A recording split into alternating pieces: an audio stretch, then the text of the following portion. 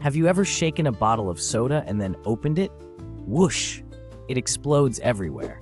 Well, a volcano is kind of like that, but much, much bigger and way hotter.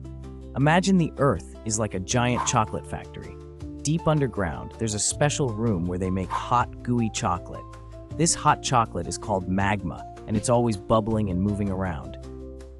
Now think about putting a lid on a pot of boiling water.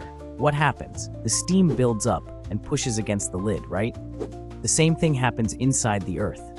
The hot magma pushes up, trying to find a way out. Sometimes the magma finds a crack in the Earth's surface. It's like finding a secret tunnel in our chocolate factory.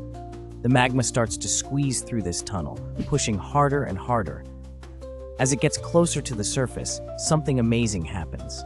The magma starts to change. It's like when you blow bubbles in your milk. It gets all frothy and expands. The magma does the same thing, but with tiny bubbles of gas. These bubbles make the magma even more powerful. It's like adding rocket fuel to our chocolate. The magma keeps pushing up, up, up, until, boom, it bursts out of the top of the volcano.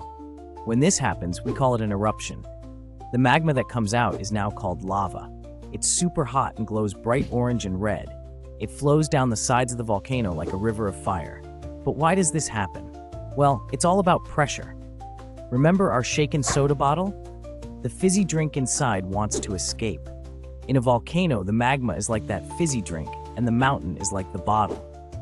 Sometimes the pressure builds up slowly over many years. Other times, it can happen quickly. It all depends on what's happening deep inside the Earth's chocolate factory. So the next time you hear about a volcano erupting, remember, it's just the Earth letting out a big hot burp. It's the planet's way of releasing all that built-up pressure from deep inside.